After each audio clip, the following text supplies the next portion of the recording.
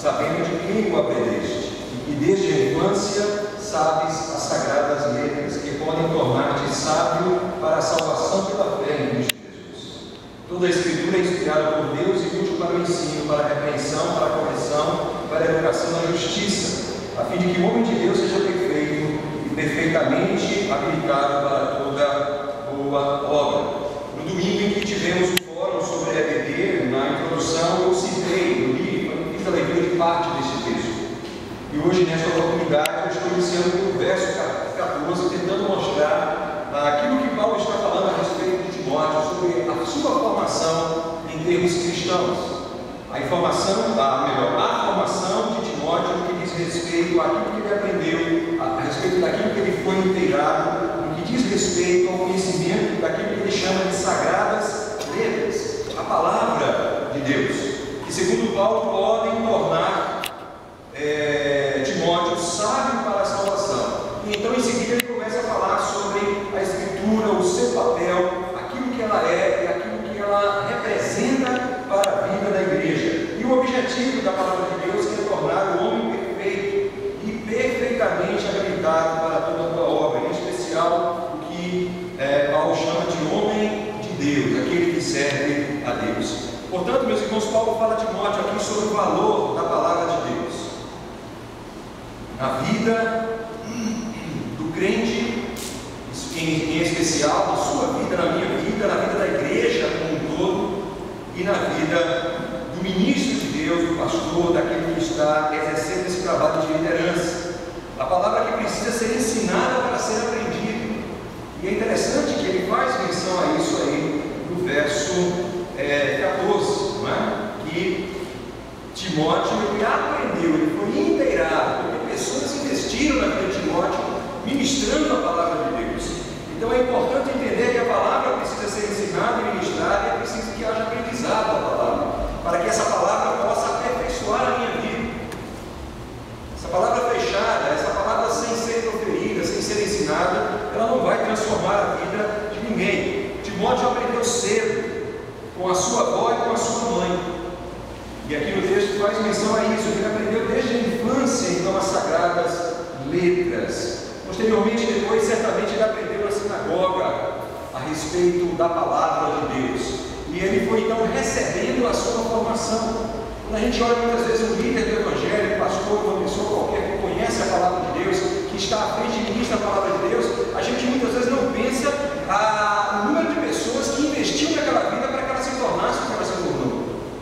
Os inúmeros mestres da igreja, desde o princípio, desde criancinha, começaram a ensinar a palavra de Deus àquela criança. Depois, na fase de junior, na fase da adolescência, de jovem, depois, quem sabe, ele vai para um seminário, vai para outro lugar e vai aprendendo a palavra de Deus.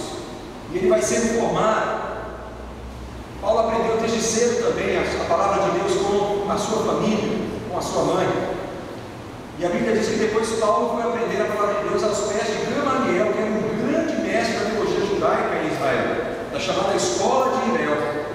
Então houve a necessidade de que a palavra de Deus fosse ensinada para que aquele servo de Deus se tornasse uma pessoa com notoriedade em termos de conhecimento da palavra de Deus.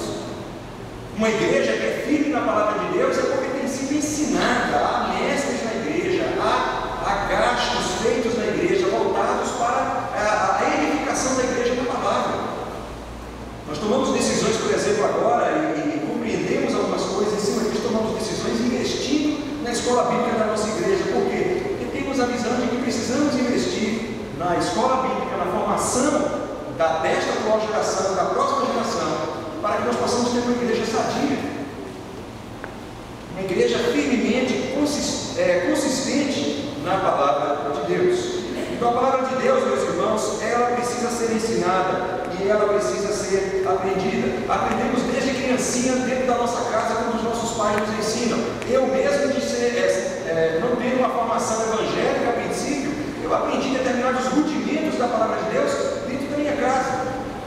Porque se falava algumas coisas, se trazia informações a respeito da Bíblia, a gente ouvia historinhas contadas nos discos, relatavam as histórias bíblicas. Então, quando eu me converti, cheguei na igreja evangélica, eu não cheguei cru, eu não cheguei sem conhecimento da palavra de Deus. Eu conhecia muitas das histórias bíblicas. Então, era no seio da família que temos